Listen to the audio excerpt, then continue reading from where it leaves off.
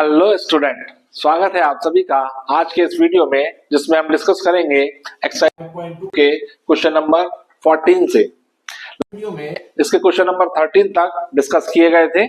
तो देखेंगे question number 14, जिसमें हमको बताना है कि मल्टीपल्स ऑफ 4 के मल्टीपल्स कितने ऐसे होंगे जो 10 और 250 के इन बिटवीन लाई करेंगे। तो हम देखेंगे यहाँ कि 10 और 250 के बीच में ऐसे कितने नंबर हैं जो 4 से डिविजिबल होंगे। तो सबसे पहला नंबर जो इन दोनों नंबरों के बीच में होगा वो होगा 12 के बाद इससे 4 अहेड नंबर जो इससे 4 ग्रेटर हो, दैट मीन्स उसके लिए हम 4 इसमें ऐड कर दें। तो 12 के बाद आया 16, after that 20, 24 and so on. ये वो 4 के मल्टीपल्स हैं जो 10 से ग्रेटर है। अब हमें ये सर्च करना होगा कि नंबर 250 से लेसर भी हो। तो ये देखने के लिए हम 250 को डिवाइड कर लेंगे 4 से। तो 250 को 4 से डिवाइड किया, 6 time 24, 10, 2 times 8, we get remaining as 2.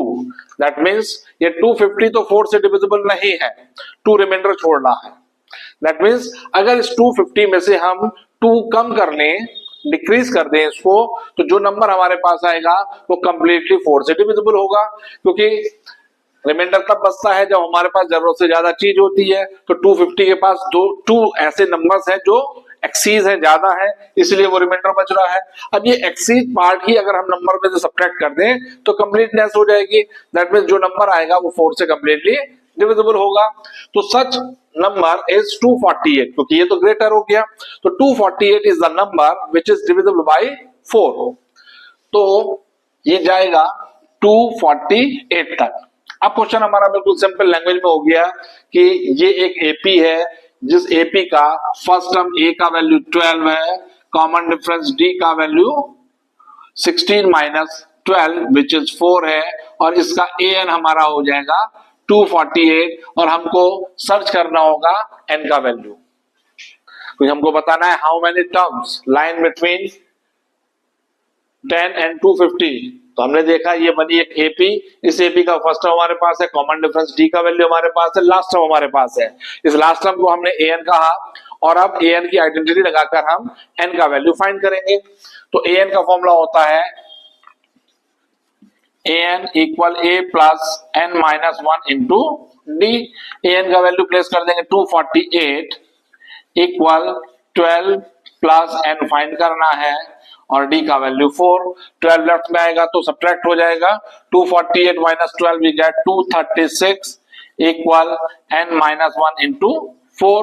और 4 को लेफ्ट में भेज देंगे तो आएगा डिनोमिनेटर में, वहां से हमको मिल जाएगी n माइनस 1 की वैल्यू 236 डिवाइड बाई 4। 4 5 are 20, 3 4 9 जा।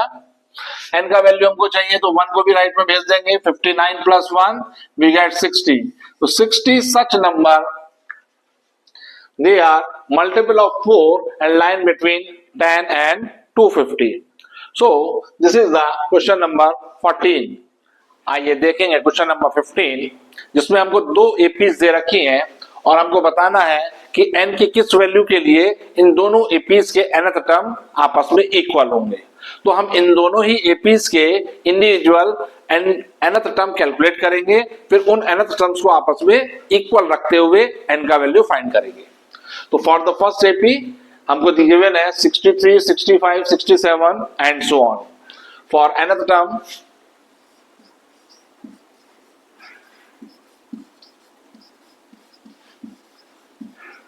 फॉर्मूला अप्लाई कर देंगे, A N equal A plus N minus 1 into D. तो ए एन हम फाइंड कर रहे हैं, ए का वैल्यू है 63 प्लस एन माइनस 1, इसके लिए डी हो जाएगा 2। तो ये हुआ 63 प्लस 2n माइनस 2। ये फर्स्ट एपी के लिए ए एन हो गया। इसी तरह से यहां देखेंगे, यहाँ के nth टर्म को हम कैपिटल से रिप्रेजेंट करेंगे, an equal a plus n minus 1 into capital D। Since ये दूसरी एक एपी है, इसलिए इसके एब्रिविएशन हमने थोड़े से चेंज कर दिए हैं। जनरल टर्म स्मॉल an की जगह पर हमने कैपिटल an ले लिया, फर्स्ट टर्म को स्मॉल a की जगह कैपिटल ए ले लिया, क्योंकि दोनों ही एपीज के फर्स्ट टर्म डिफर है, कॉमन डिफरेंस भी डिफर है, इसलिए हम डिफरेंट सिंबल का यूज करते हुए दोनों को डिफरेंशिएट करके लिखा है। तो ए का वैल्यू प्लेस कर देंगे यहां पर 3 प्लस n माइनस 1, डी हो जाएगा 10 माइनस 3 विच इज 7। तो मल्टीप्लाई करके सिंप्लीफाई करेंगे 7n माइनस 7, तो ये an आ गया 7n minus 4। ATQ according to the question दोनों के an को हमें आपस में इक्वल रखना है। यहां पर an हम इसको सिंप्लीफाई करके 2n प्लस 61 भी कहा जा सकता है। अब इन दोनों ही tn's को आपस में इक्वल रखेंगे, an equal capital an, that means 2n plus 61 is equal to 7n minus 4। n वाले टर्म एक तरफ कर लेंगे, कांस्टेंट टर्म दूसरी तरफ, तो 2n चला जाएगा राइट साइड में, ये हो जाएगा 7n माइनस 2n, 4 लेफ्ट में आकर पॉजिटिव हो जाएगा, ये बनेगा 61 प्लस 4। तो 7n माइनस 2n होता है 5n इक्वल 65, और n का वैल्यू हो जाएगा 65 अपॉन 5 13। दैट मीन्स जो 13 टर्म होगी इसकी वही 13 टर्म होगी इसकी, ऐसा इस प्रश्न में पूछा था। आंसर को वेरीफाई करने के लिए हम फर्स्ट एपी के लिए 13th टर्म 13वां टर्म निकाला जा सकता है, और इसी तरह से सेकंड एपी का भी हम 13वां टर्म निकाल सकते हैं। चेक करके देखेंगे दोनों के 13th टर्म आपस में इक्वल होने चाहिए, यदि इक्वल है तब हम मानेंगे कि हमारा आंसर ठीक है, अदरवाइज आंसर गलत होगा। तो इसको हम रफ कॉपी पर या रफ पेज पर करके वेरीफाई कर सकते हैं। So this is the question number 15। आइए चलिए देखेंगे क्वेश्चन नंबर 16। इसमें हमको गिवन है कि एक एपी हमको बनानी है जिसका थर्ड टर्म है 16, साथ ही हमसे कहा गया है कि इस एपी का 7th टर्म बड़ा है इसके 5th टर्म से 12। इस लैंग्वेज को थोड़ा सा पिक करने की जरूरत है, क्योंकि अगर इसकी लैंग्वेज प्रॉपरली पिक हो गई तो ये रिलेशन डेवलप करना मुश्किल नहीं होता। क्वेश्चन में कहा गया है 7th term is exceed, exceed यानी कि बड़ा है, किससे? 5th टर्म से। तो हमेशा ध्यान रखेंगे इस तरह के वर्ड प्रॉब्लम में एक स्टेटमेंट हमेशा याद रखेंगे कि कमजोर को सहारे की जरूरत पड़ती है। अब 7th टर्म तो ऑलरेडी एक्सीड है, बड़ी है, दैट मींस ये तो पावरफुल है, तो कमजोर कौन हुआ? 5th term. अब 5th टर्म को सहारे की जरूरत है, तभी तो इक्वालिटी होल्ड करेगा ये 7th टर्म के साथ। तो 5th टर्म को हम सपोर्ट करेंगे, सहारा देंगे। अब सहारे मैथ्स में दो तरीके से दिए जा सकते हैं, या तो क्वांटिटी को ऐड करके या मल्टीप्लाई करके, as per the given question की जो कंडीशंस होंगी उसके अकॉर्डिंग। तो यहां क्वेश्चन में कहा गया है कि 7th टर्म एक्सीड है, बड़ी है, 5th टर्म से कितनी बड़ी है? 12। तो अब जो हम सपोर्ट देंगे वो 12 को, अगर वो कहता कि 7th टर्म 5th टर्म का 12 टाइम्स है, तब हम 12 भी 5th टर्म के साथ मल्टीप्लाई करते हैं। लेकिन यहां कहा गया है कि एक्सीड है यानी कि बड़ी है, बड़ी है तो छोटी टर्म में अगर हम 12 को ऐड कर देंगे तो इक्वालिटी होल्ड हो जाएगी, इक्वालिटी होल्ड होगी 7th टर्म के साथ। सो this is the required relation. अब इन दोनों रिलेशंस को सॉल्व करके ए और डी का वैल्यू फाइंड करेंगे, और उसकी हेल्प से फिर हम अपनी अरिथमेटिक प्रोग्रेशन को कंस्ट्रक्ट करेंगे। तो A3 हमको दे रखा है 16, और A3 हम जानते हैं होता है A plus 2D which is 16। Equation first हो गई। इससे रिलेशन डेवलप करेंगे। A7 होता है A plus 6D equal A5 होता है A plus 4D plus 12। A को लेफ्ट में जाएंगे नेगेटिव हो जाएगा, A से A कैंसिल, 4D लेफ्ट में जाएगा नेगेटिव हो जाएगा, 6D minus 4D we get 2D equal 12। इससे D की वैल्यू हमारे पास आ गई 12/2 विच इज 6। डी की ये वैल्यू इक्वेशन फर्स्ट में लगाएंगे और ए की वैल्यू फाइंड कर लेंगे। तो लिखेंगे from equation 1 A plus 2 into D, D means 6 equal 16। तो ए इक्वल ये 12 राइट साइड में जाएगा नेगेटिव हो जाएगा, 16 माइनस 12, तो ए का वैल्यू हो गया हमारे पास 4। दैट मीन्स फर्स्ट टर्म हमारे पास आई 4, कॉमन डिफरेंस आया 6। एपी हमको बतानी है, the require AP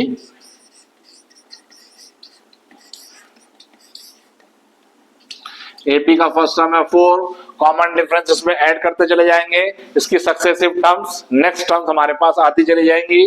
common difference है 6 में 4 ऐड किया, देन वी गेट 10 में once again common difference 6 add करेंगे, we get 16, after that 22 and so on.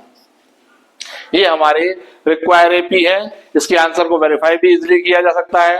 Question में कहा गया था कि थर्ड टर्म 16 है, तो हम देखें अपनी एपी का थर्ड टर्म हमारे पास 16 है। साथ ही कहा गया था कि सेवेंथ टर्म फिफ्थ टर्म से एक्सीड है 12, तो हम इसका फिफ्थ टर्म निकाल लें, सेवेंथ टर्म निकाल लें और फिर इस रिलेशन को डेवलप कर सकते हैं।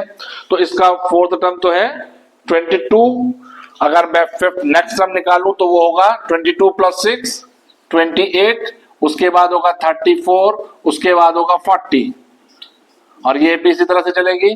तो ये हुआ fifth term which is 28, seventh term 40। तो सेवेंथ टर्म यानी कि 40 क्या 12 ग्रेटर है 28 से? तो आंसर है यस। तो ये कंडीशन भी यहाँ कंप्लीटली फुलफिल हुई कि सेवेंथ टर्म 12 एक्सीड है फिफ्थ टर्म से जो कि 28 है और ये यूनिवर्सल ट्रुथ है। तो चूंकि दोनों ही कंडीशंस यहाँ पर फॉलो कर रही है, दैट मीन्स हमारे आंसर वेरीफाई हो रहा है, हमारा आंसर सही है। सो this is the question number 16। आइए चलिए देखेंगे क्वेश्चन नंबर 17, जिसमें हमको एक एपी गिवन है 3, 8, 13 एंड सो ऑन 253 और इस एपी में हमको 20th टर्म बताना है फ्रॉम द एंड, लास्ट से बताना है।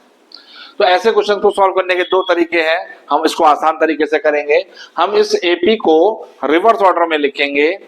तो इस एपी का जो 20th टर्म होगा फ्रॉम द एंड, रिवर्स करने के बाद जो हमारे पास एपी आएगी उस एपी का वो बिगिनिंग से 20th टर्म होगा। तो सिंपली हमको बिल्कुल क्वेश्चन को वैसे सॉल्व करना होगा जैसे हम यूजुअली कोई nth टर्म कैलकुलेट करते थे। तो पहले इस एपी को रिवर्स ऑर्डर में करेंगे, AP in reverse order।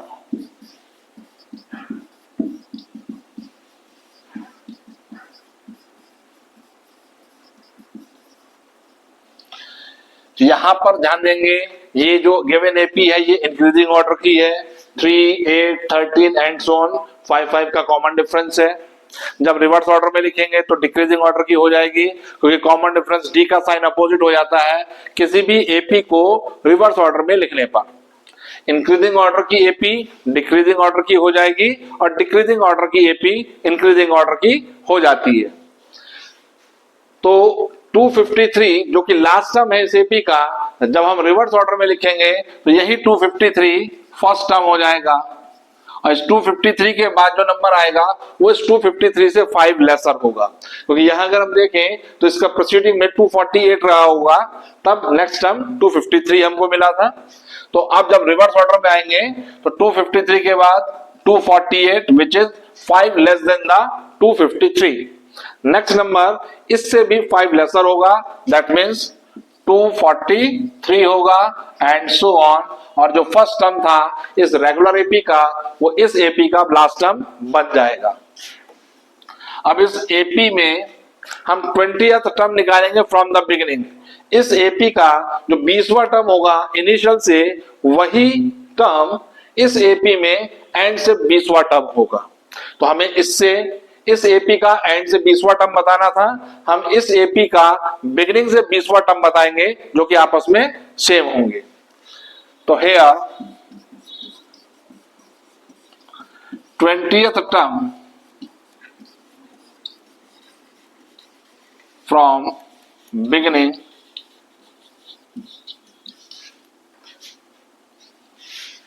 A is equals to 253, common difference D का वैल्यू 248 माइनस 253 वी गेट -5 और N का वैल्यू है 20th टर्म हमें इसका बताना होगा। फॉर्मूला लगाएंगे AN is equal to A plus N minus 1 into D। तो A का value 253 plus 20 minus 1 we get 19, D का वैल्यू -5। तो 253 माइनस में आएगा 95 सब्ट्रैक्ट कर देंगे तो 13, 5, 8, 4, 5, 158. तो 158 is the 20th term from the beginning in this AP, which is identical equal 20th term from the last of this AP. तो answer को इंटरप्रेट कर देंगे for the given AP 20th term from the end is the same as 20th term from the beginning, which is equals to 158 for this AP.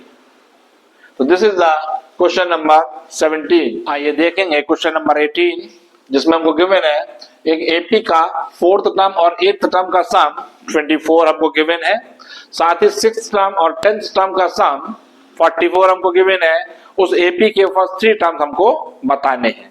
उनको बताने के लिए हमें दो चीजों की जरूरत पड़ेगी. ए का वैल्यू हमको चाहिए और बी का वैल्यू हमको चाहिए. तो इनसे हम इक्वेशन डेवलप करेंगे जो कि ए और डी के टर्म में आएंगे. दोनों इक्वेशन को सॉल्व करेंगे और ए का और डी का वैल्यू फाइंड करेंगे. तो A4 वी नो दैट होता है a plus 3d plus A8 होता है a plus 7d which is equal to 24. Add कर देंगे a plus a 2a plus 3d plus 7d we get 10d equal 24. इधर अगर हम देखें तो A6 होता है a प्लस 5d, A10 होता है a plus 9d equal 44. Add करेंगे तो a plus a 2a plus 9d plus 5d 14d equal 44. 2 से डिवाइड किया जा सकता है पूरी इक्वेशन को, ये आ जाएगा a प्लस 7d इक्वल 2 से डिवाइड किया तो 22. इधर भी 2 से डिवाइड किया जा सकता है, ये बन जाएगा a प्लस 5d इक्वल 12. इसको इक्वेशन फर्स्ट और इसको इक्वेशन सेकंड कहा जा सकता है. इक्वेशन फर्स्ट को सब्ट्रैक्ट किया करेंगे इक्वेशन सेकंड में से, तो a plus 7d equal 22.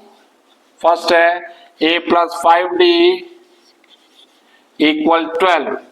Subtract करने पर साइन अपोजिट हो जाएंगे, a से कैंसिल, 5d सब्ट्रैक्ट हो जाएगा 7d में से तो 2d आएगा. 22 माइनस 12 वी गेट 10. यहां से d की वैल्यू हमारे पास आई 5. d की वैल्यू इक्वेशन फर्स्ट में हम पुट कर रहे हैं फ्रॉम इक्वेशन 1. d की वैल्यू 5 पुट करेंगे तो a plus 5 into 5 which is 25 equal 12. यहां से a की वैल्यू आ जाएगी 12 माइनस 25 विच इज माइनस 13. तो minus 13 is the first term and 5 is the common difference for the require AP. इन दोनों की हेल्प से अब एपी के टर्म्स कंस्ट्रक्ट करते हैं. तो रिक्वायर एपी हमारे पास हो जाएगी, फर्स्ट टर्म है माइनस 13 और इस माइनस 13 में जब हम कॉमन डिफरेंस 5 ऐड करेंगे तो बचेगा हमारे पास माइनस 8. फिर से इसमें हमने कॉमन डिफरेंस ऐड किया तो minus 8 plus 5 we get minus 3. तो ये फर्स्ट 3 टर्म्स हैं हमारे इस रिक्वायर एपी के. आइए चलिए देखेंगे क्वेश्चन नंबर 19, जिसमें हमको दिया गया है कि मिस्टर सुब्बाराव की सैलरी फर्स्ट ईयर के लिए ₹5000 थी और हर साल उनकी सैलरी में ₹200 का इंक्रीमेंट लग जाता है. तो किस साल में उनकी सैलरी ₹7000 होगी, ये हमको बताना है. तो देखेंगे salary for the first year ₹5000. पहले साल में जो 12 महीने हैं उन सभी 12 मंथ्स में उनको ईच मंथ ₹5000 का सैलरी मिलेगा और अगले साल ये 200 रुपए बढ़कर ₹200 का इंक्रीमेंट होकर ये सैलरी पूरे सेकेंड ईयर में 5200 हो जाएगी.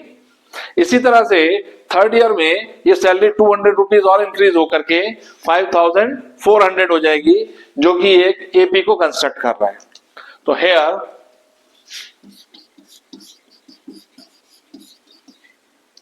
5000, 5200, 5400 एंड सो ऑन. ये एक एपी बना रहे हैं. इस एपी का कौन से नंबर का टर्म 7000 होगा, ये हमसे पूछा गया है कि किस साल में जो सैलरी है वो ₹7000 होगी। तो सिंपली एपी के एन का फॉर्मूला अप्लाई करेंगे, एन का वैल्यू फाइंड किया जा सकता है। ए का वैल्यू होगा 5000, डी यहां पर हो जाएगा 5200 माइनस 5000 वी गेट 200, और ए एन का वैल्यू हम लेंगे 7000। फॉर्मूला लगा देंगे, A N equal A plus N minus 1 into D.